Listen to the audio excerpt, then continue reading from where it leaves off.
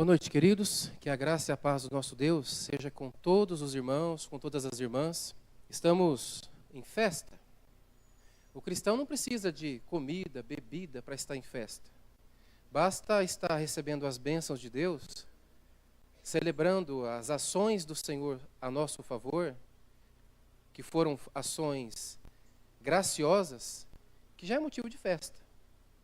Estarmos vivos, estamos em família, estamos todos os dias sendo sustentados por esta fé, que foi um presente que o Pai nos deu.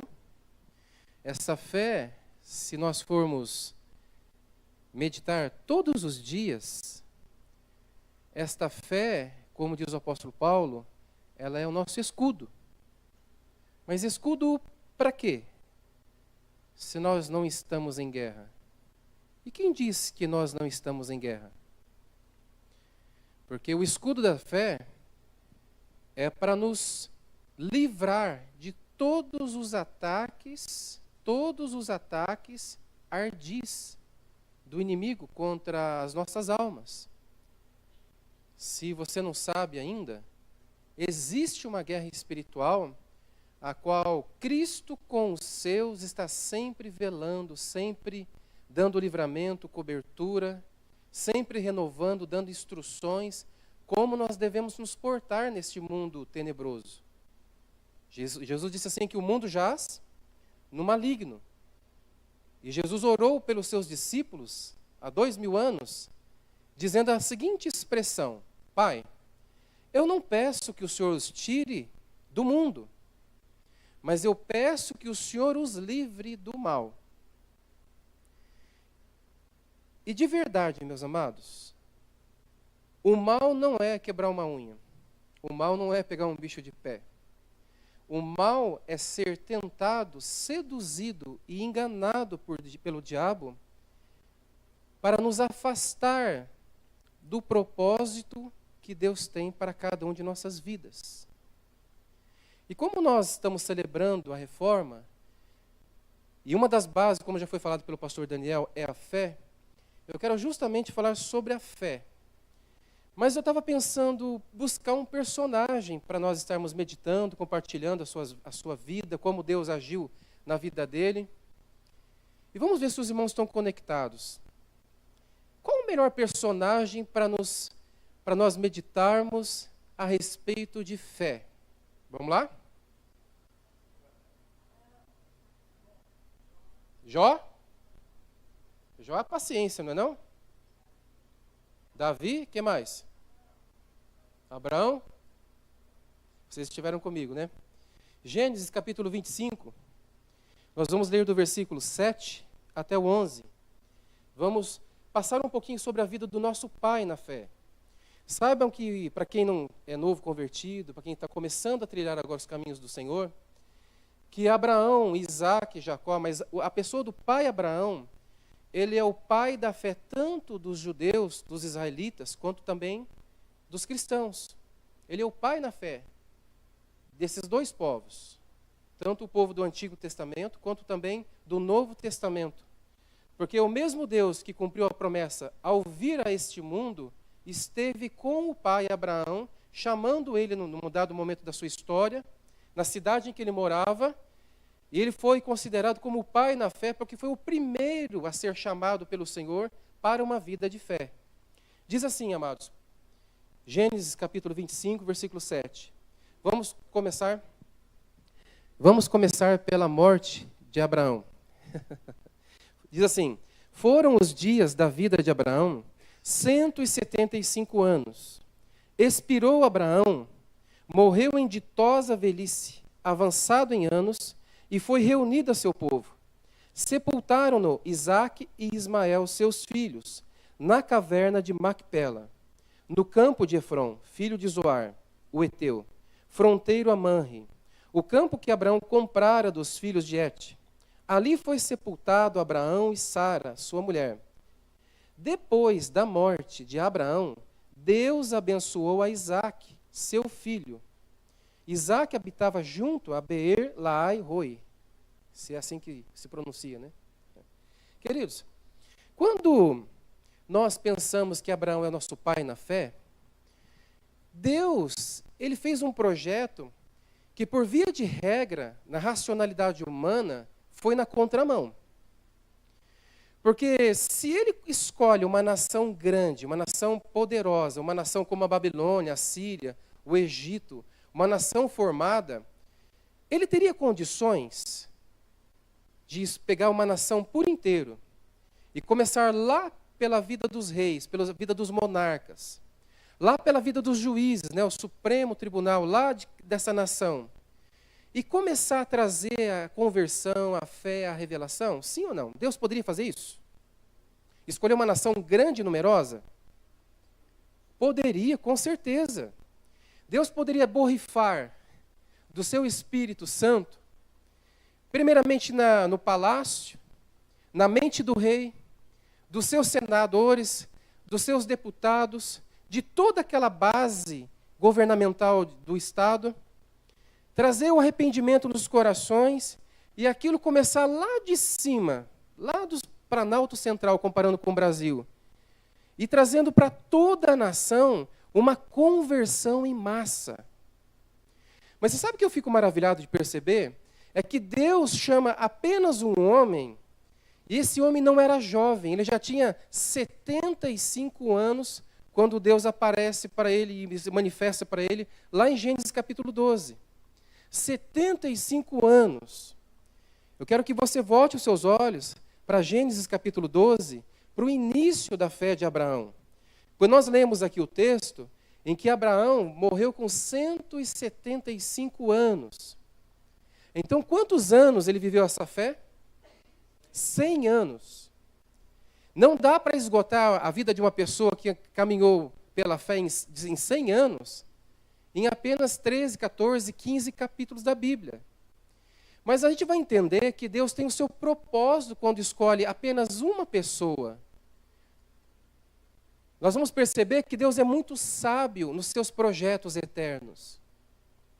Deus, ele tem muita riqueza ao chamar Abraão. Preste bem atenção no chamado de Abraão. A fé em Deus é um movimento exclusivo do céu para a terra. Ninguém nasce com esta fé. Essa fé não é transmitida como se eu pudesse pegar a minha fé e passar para o meu filho ou para alguém, transferindo. Essa fé, ela é dada, presenteada pelo nosso Deus a cada pessoa nesse mundo. É um movimento de cima para baixo. Por isso que a fé é considerada um presente de Deus. Fé segundo as Escrituras. Fé que se revela na pessoa de Deus. Esta fé vem de cima para baixo. Diz assim: ora, disse o Senhor a Abrão, sai da tua terra, da tua parentela e da casa de teu pai, e vai para a terra que te mostrarei. De ti farei uma grande nação, e te abençoarei, e te engrandecerei o nome. Se tu uma bênção, abençoarei os que te abençoarem, e amaldiçoarei os que te amaldiçoarem. Em ti serão benditas todas as famílias da terra. Queridos, quando nós pensamos assim, que a fé é um presente vindo de Deus, Abraão morava em Ur dos Caldeus. Se você pensa como eu pensava antes de me atentar ao texto, que Ur dos Caldeus era uma cidadezinha no final do mundo, sabe lá onde Judas perdeu as botas? Não, era um centro importante lá na Mesopotâmia, à beira do rio Eufrates. Hoje, possivelmente, tem umas discordâncias em relação ao ponto exato onde ficava a cidade de Abraão, mas é mais ou menos no sul do Iraque. Era uma nação que tinha cultura forte, tinha uma economia pujante, tinha uma religião muito bem estruturada, enraizada nas pessoas, tinha até um prédio gigantesco chamado Zigurate, se você quiser pesquisar depois, em que ali se adoravam vários deuses. A cultura já era antiga nessa região, na Mesopotâmia. Era uma região em que todos já estavam formatados a um estilo de vida, a uma forma de pensar, Há uma forma de ver o mundo pelo politeísmo, pelas ideologias inventadas pelos homens em relação aos ídolos. Porque quando nós pensamos quem são os deuses, a Bíblia diz que não existe deuses, existe apenas um Deus. Mas se você perguntar assim, pastor, mas quem são essas divindades que eles cultuavam? Fruto da imaginação vã da mente sem Cristo. Eu vou repetir. Toda forma de divindade é algo inventado pela mente, pela própria mente humana.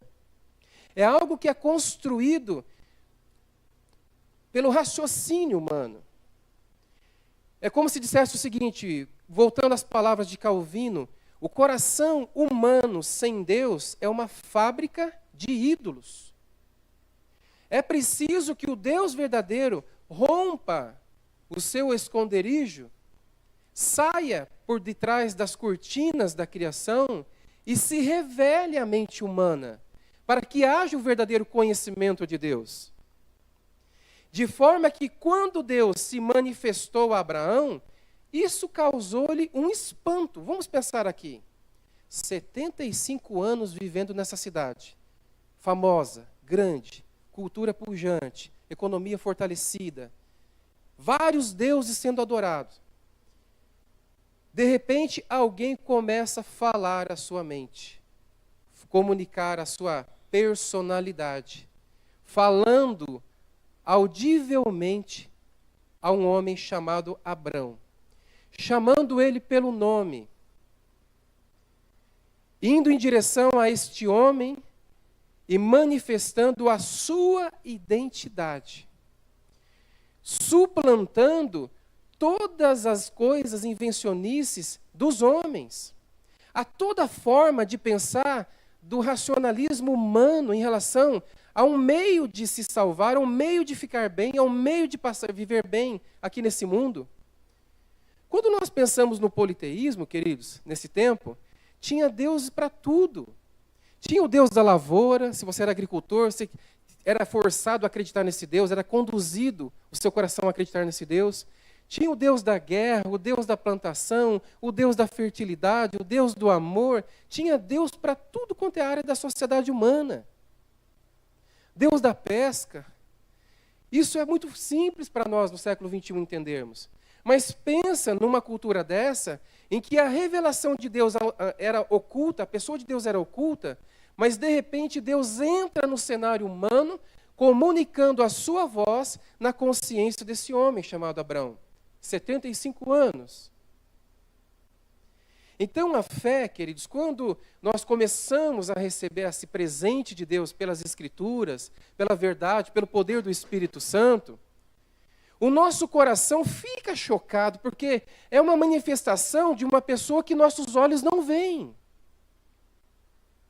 É uma manifestação de uma mente, de uma pessoa que se revela nas Escrituras como o Criador de todas as coisas, que não tem necessidade de ser carregado por mãos humanas, como diz o apóstolo Paulo lá em Atos 17.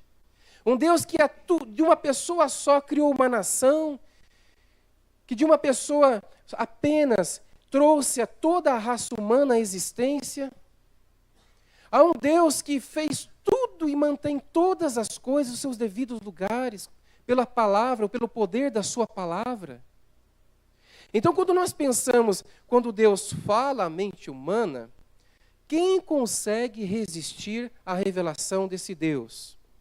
Deus começa a abrir a cortina, revelando o oculto, começa falando, borrifando lentamente nas nossas míseras e pífias consciências. A existência dele, o poder dele, a graça que ele tem. Preste bem atenção que Deus começa a se revelar a Abraão já mostrando uma autoridade, quem ele é. Será que Deus pediu por favor para Abraão? Por favor, Abraão, sai da sua terra. Oh, Abraão, eu estou carente aqui no céu e preciso de um sacrifício. Eu estou com a minha despensa vazia, Abraão, faz um sacrifício, faz uma comidinha para mim.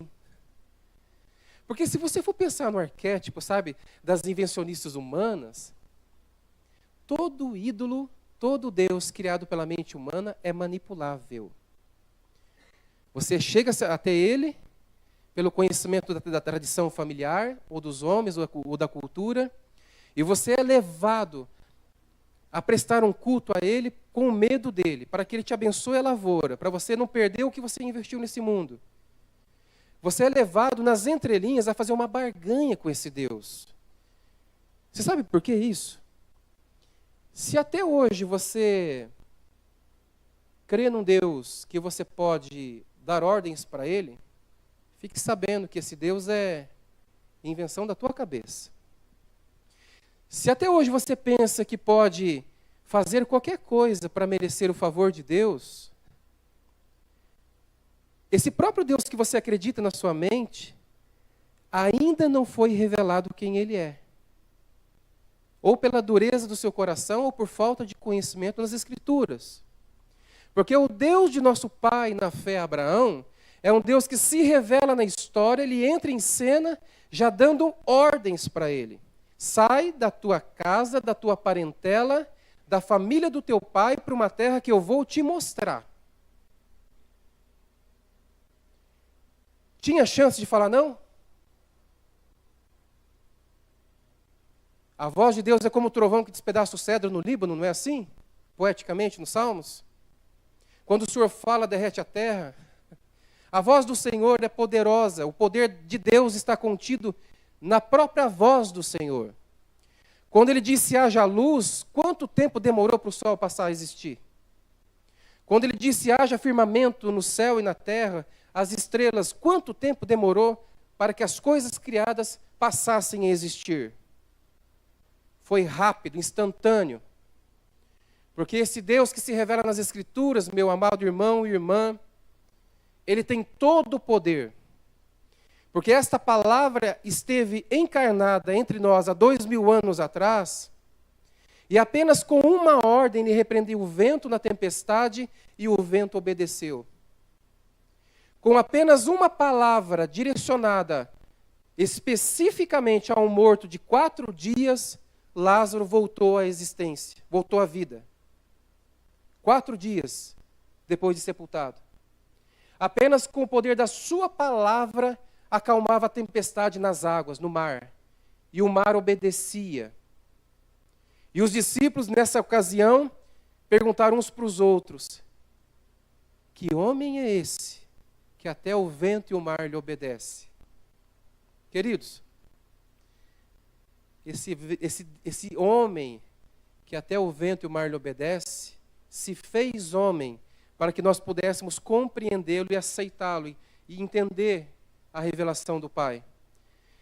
Mas esse homem é o próprio Verbo de Deus que se fez carne e habitou entre nós. Louvado seja o nome do Senhor. Então, Deus aparece na vida de Abraão dando ordem: sai da tua parentela, sai da tua casa, da tua cidade, da tua parentela, para uma terra que eu vou te mostrar. 3 camadas da ordem de Deus que nos revela os fundamentos da nossa fé. Quando Deus falou para ele assim, sai da tua terra, por quê? Será que Ur dos Caldeus era ruim para morar? Será que a saúde estava em crise lá, era o SUS? Será que lá tinha crises na saúde? Faltava remédio? Será que era isso que Deus estava, por isso que Deus estava mandando ele sair da cidade dele, da terra dele? Lembra como era Ur dos Caldeus? Lembram da cultura de Ur dos Caldeus? Lembram da religião politeísta? Faziam até sacrifícios humanos, se vocês querem saber. Até sacrifícios de filhos no fogo eles queimavam. Tanta cegueira espiritual. Então Deus estava separando esse homem para uma caminhada de desconstrução de tudo aquilo que a cultura presente em Ur dos Caldeus fornecia, formatava todos os habitantes dessa terra. Quando nós entendemos que a fé é um presente de Deus, sabe por que Deus chamou Abraão para sair da terra? Porque é justamente isso, meu amado irmão, minha querida irmã. A fé em Deus vai entrar em choque com os nossos pensamentos, vai entrar em choque com as estruturas internas que nós recebemos, como diz o apóstolo Pedro, lá na sua primeira carta de Pedro 1, versículo 18. Sabendo, pois, que não foi com coisas corruptíveis como a prata e o ouro, que vocês foram resgatados da vossa vã maneira de viver, que por futilidade dos vossos pais vocês herdaram. A fé em Deus choca a nossa consciência, porque nós já nascemos dentro de uma cultura, somos portadores de uma mente já corrompida, de uma mente separada da mente de Deus, já temos dentro de nós um coração pervertido, enganoso, mais do que todas as coisas, e que milita contra a natureza santa e perfeita de Deus.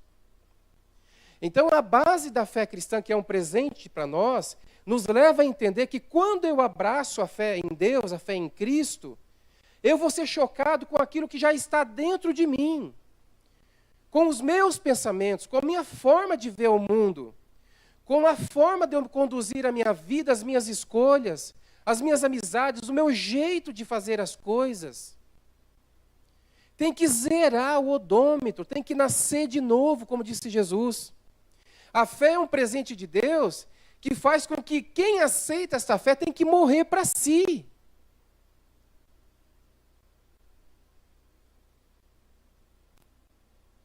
Se alguém perguntar assim, pastor, tem possibilidade de alguém professar fé em Cristo e ainda não conhecer a natureza desse Deus? Sim, queridos. Como foi falado aqui já pelo pastor Daniel. É preciso que Deus intervenha pelo poder da sua palavra, nessa alma ainda com a mente obscurecida, como o presbítero João orou aqui, que Deus venha intervendo nas emoções, no espírito dessa pessoa, curando, libertando, para que ela se posicione nessa fé cristã, nessa fé que vem de Deus.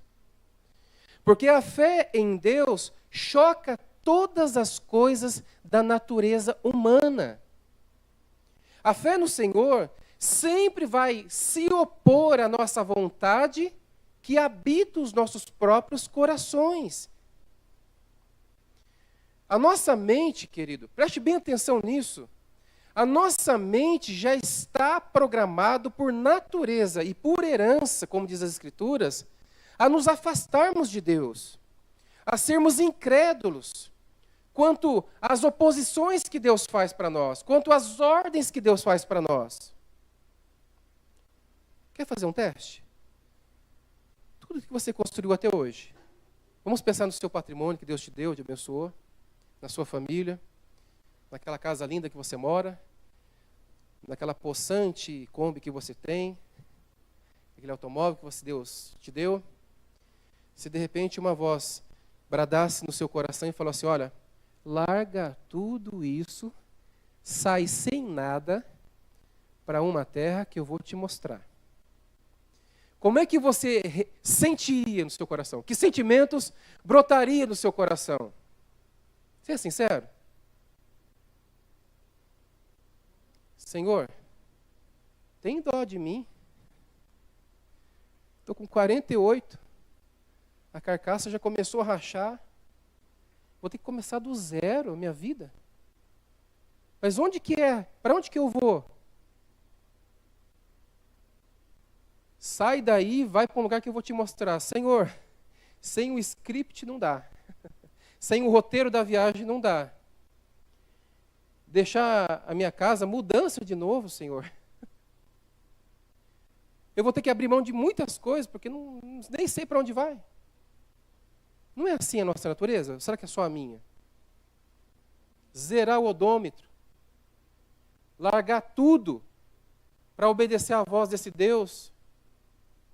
Queridos, quando nós pensamos que fazemos 520 anos, 525 anos da reforma, quando os reformadores bateram essa tecla que somente a fé, para ser salvo, fé, eu temo que se Lutero voltasse à vida, ele ia ter que começar tudo de novo a reforma. Porque a fé que nós temos no século XXI já se misturou novamente com o Ur dos caldeus. já se misturou com a Babilônia, já se misturou com a Torre de Babel, um capítulo anterior.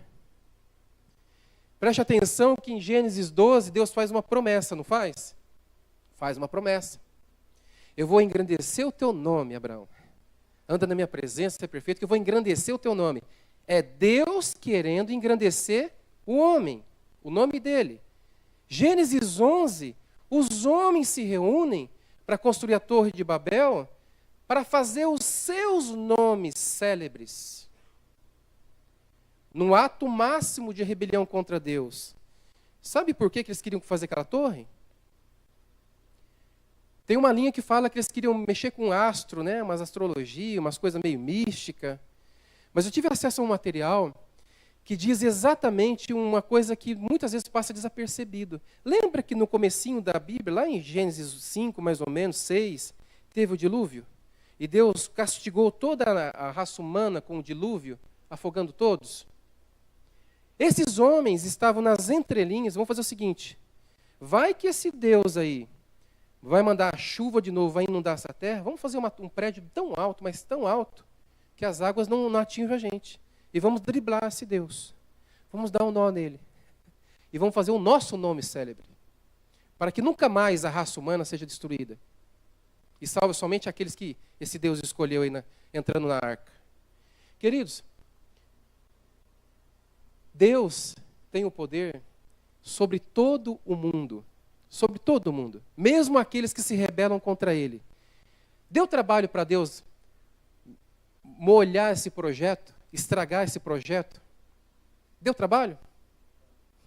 Deus fez assim, ó.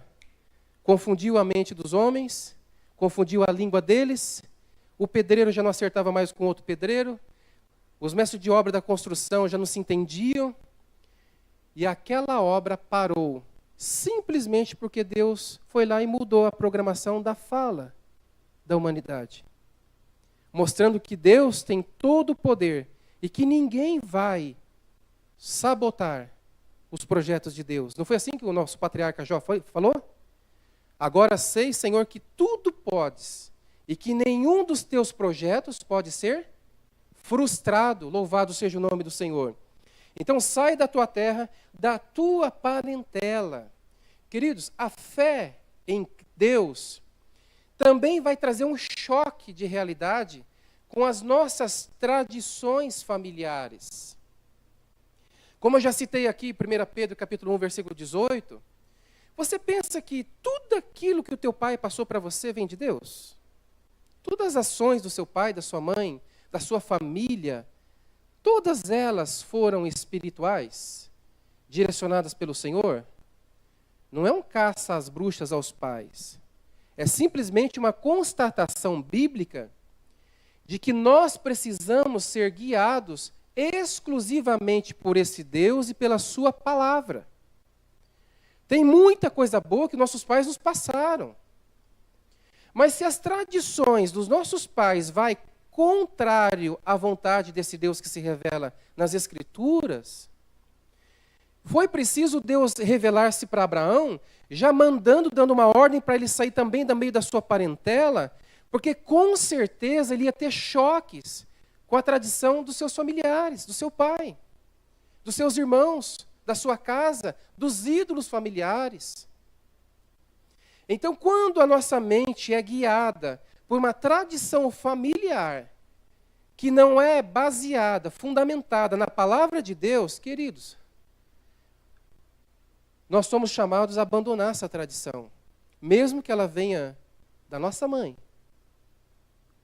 Mesmo que ela seja pautada, construída ano após ano pelas pessoas que nós mais amamos. Grave bem isso. Porque Jesus, quando esteve entre nós, ele disse assim, olha, aquele que amar mais o pai ou a mãe do que a mim, não é digno de mim. E quem amar mais o seu filho ou a sua filha do que a mim, também não é digno de mim. Por isso que o primeiro mandamento é amarás o Senhor teu Deus de todo o teu coração, de toda a sua mente, com toda a sua força e inteligência, amar ao Senhor sobre tudo e todos, inclusive até mesmo sobre si. Porque quem amar mais a sua vida, como diz Jesus, diz o que vai acontecer? Vai perder a sua vida. Mas quem perder a sua vida por amor de mim, a encontrará. Então eu trago um reforço aqui. Não pode haver no coração do cristão, no meu coração e no seu coração, um apego emocional e nem espiritual por tradições humanas. Se essa tradição não é da palavra, não é de Deus, do Deus que se revela nas Escrituras, meu irmão, se você guardar isso no seu coração, você nunca vai viver a intensidade, a plenitude do amor de Deus para a sua vida. Porque o seu coração vai estar dividido entre Deus e a família. Teve um rapaz que chegou para Jesus e falou assim: mestre, meu pai morreu, deixa só eu enterrar ele para te seguir. Qual que foi a palavra de Jesus? Deixem os mortos enterrarem os seus mortos. Vem e siga-me. Se põe em movimento. Venha, quer seguir, siga, mas deixe os mortos enterrar os seus mortos. É uma coisa que choca, eu sei que choca, sabe por quê? Porque nós somos ensinados pela própria palavra a honrar nossos pais, não somos ensinados? É o primeiro mandamento com promessa. Isso é verdadeiro. Mas e se o meu pai, né? Se o meu painho, se o meu paizinho, o meu paizão, a minha mãezinha, que eu tenho um apego emocional tão grande, viver de uma tal maneira que seja contrária à vontade do pai? É difícil, não é? Mas aí está testada a nossa fé. Quem ama mais o seu pai e a sua mãe não é digno de Cristo.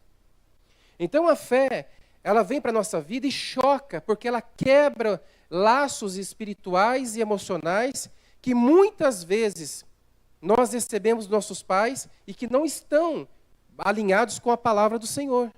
É mentira, é engano, é trevas. Se o Deus do meu pai não é o Deus que se revela nas Escrituras, eu devo abraçar o Deus das Escrituras e falar assim: paizão, eu te respeito, eu te amo. Mas o Deus da Bíblia, ele requer uma renúncia. O Deus da Bíblia, pai, que está aqui, ó, ele quer que o meu coração seja exclusivamente dele, que eu não tenha nenhum ídolo.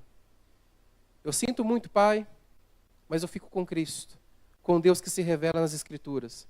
Mas em segundo lugar, no segundo ordem de Deus para Abraão, sai da tua terra, da tua parentela e da casa de teu pai, parentela e casa do pai, e vai para a terra que te mostrarei.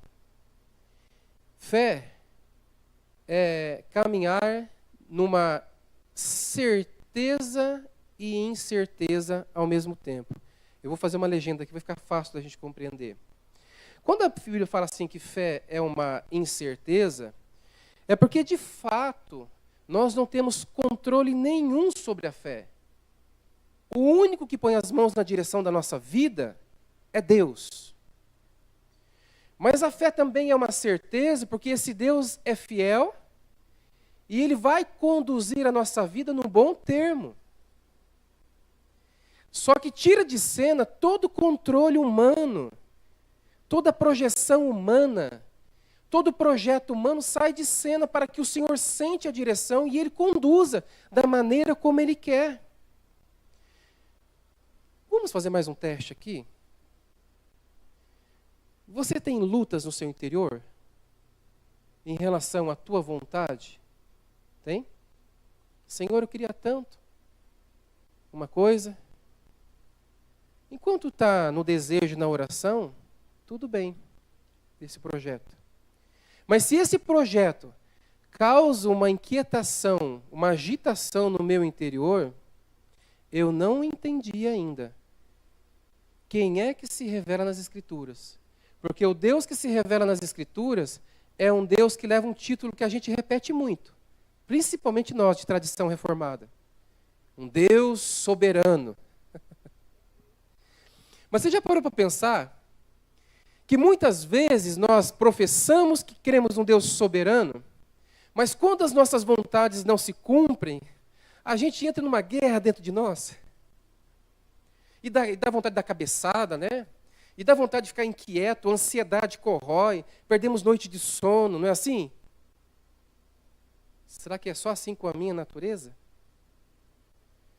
Quando a vontade de Deus não é a minha carne quer mastigar.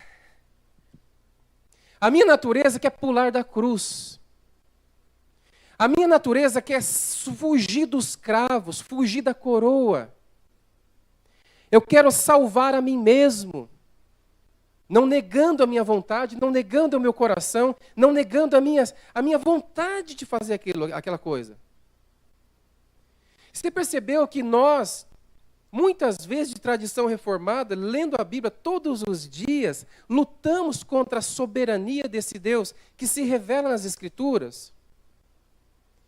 Sabe qual que é o antídoto para essa guerra entre a vontade de Deus e a nossa vontade? Estou aprendendo agora, há poucos minutos, há alguns anos. Em tudo dai graças, porque esta é a vontade de Deus em Cristo Jesus. Senhor, a minha vontade não está realizando, mas eu te louvo e te agradeço, mesmo assim.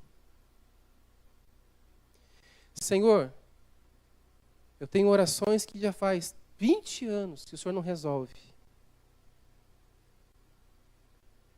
Mas ainda assim eu tenho motivo para agradecer, para te louvar e para te servir, mesmo o Senhor dizendo não para mim. O maior apóstolo do Novo Testamento é o apóstolo Paulo. E Deus deu um presente para ele. Por causa das grandes revelações de Cristo na sua vida, Deus sabe que precisa de um contrapeso na alma humana. Quanto mais nós recebemos de Deus, Deus tem que calibrar a gente. Deus tem que colocar um contrapeso, porque senão a gente não suporta as revelações de Deus. E Deus deu um presentinho para o apóstolo Paulo. Junto com as excelentes revelações, deu um espinho na carne nele. Está lá em 2 Coríntios 11. E o apóstolo Paulo chegou a orar 3 vezes para Deus. 3 vezes. Senhor, afasta de mim. Tira de mim esse espinho na carne, Senhor. Tira, Senhor, tira.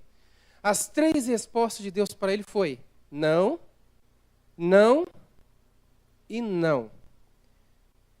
Será que ele orou pela 4ª vez?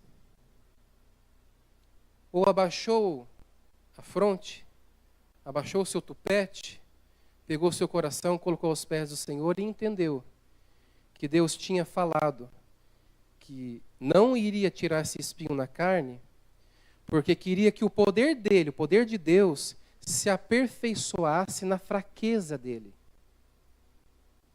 Quando ele entendeu isso, de bom grado, juntou novamente a sua Bíblia, seu galo de briga missionário, suas capas, os pergaminhos, e continuou entrando de cidade em cidade, pregando a palavra de Deus. Sabe qual que era esse espinho na carne? Um mensageiro de Satanás para esbofeteá-lo. De sorte que todo lugar que ele ia, Deus o usava, mas tinha que sair corrido. A cada quilômetro rodado do apóstolo Paulo, tinha uma cicatriz, uma ferida, uma fratura. Tinha um pedaço de si, um pouquinho do seu sangue, aprisionamento, prisões, chicotadas, açoites, socos, bofetadas, escárnio, rejeição. Mas ele chega um momento da vida dele que ele fala assim: Senhor, eu combati o bom combate, terminei a carreira e guardei a fé. Agora só me resta esperar a manifestação do meu Senhor, que Ele vai trazer nas suas mãos o galardão que Deus vai me dar. Quanto à minha vida, eu estou sendo oferecido como libação, como sacrifício.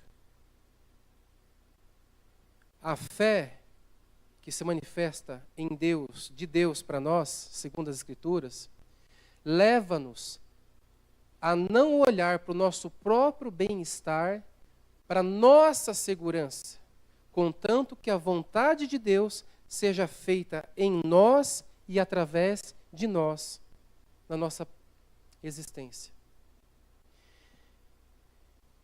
Queridos, eu não sei se é essa fé que está no seu coração. Não sou chamado para medir a febre de ninguém. Mas todos nós somos chamados a pensar, a sermos sinceros na nossa consciência, se a fé que muitos no passado pagaram com a própria vida, se nós estamos carregando esse bastão dessa fé em nossos dias, em pleno século XXI. Se a fé que nós professamos oralmente é a fé que nós praticamos todos os dias, dentro de casa, no trabalho, com os amigos. Se essa fé que nos leva a acreditar num Deus soberano, prova para as pessoas, nas nossas abnegações, nos nossos sacrifícios, para que essa fé seja espalhada nesse mundo. Ou se nós estamos pregando com a boca e despregando com as mãos. Se nós anunciamos uma fé bíblica, e ao mesmo tempo que nós pregamos, anunciamos e convidamos as pessoas, se as nossas ações servem de pedra de tropeço para elas.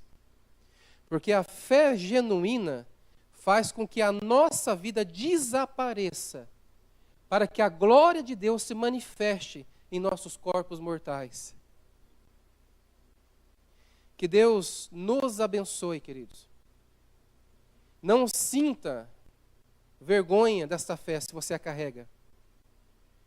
Mas se você ainda faltam uns ajustes, o Senhor te conduzirá pela sua graça, seu poder e seu amor, para que esta fé seja a autêntica joia vinda dos céus para a sua vida. Mesmo que, se necessário for, ser provada pelo fogo. Porque a fé do cristão só é purificada, irmãos, segundo a Bíblia, pelo fogo. Da tribulação, das dores, da perseguição. Quando Deus permite perseguição, meus irmãos, eu não quero perseguição não, mas olha, eu tenho provado que quanto mais Deus me bate, mais humilde eu fico, me jogo nos pés dele e falo, Senhor, tem misericórdia. Quanto mais eu enfrento os meus dilemas confiando em Deus, mais sujeira sai do meu interior. Mais o Senhor aquilata a fé que Ele me deu. Não quero tribulação, mas eu quero ser autêntico a cada dia. Nós queremos isso, não quer? Não queremos? Que Deus assim o faça pelo seu poder e a sua graça em nossas vidas.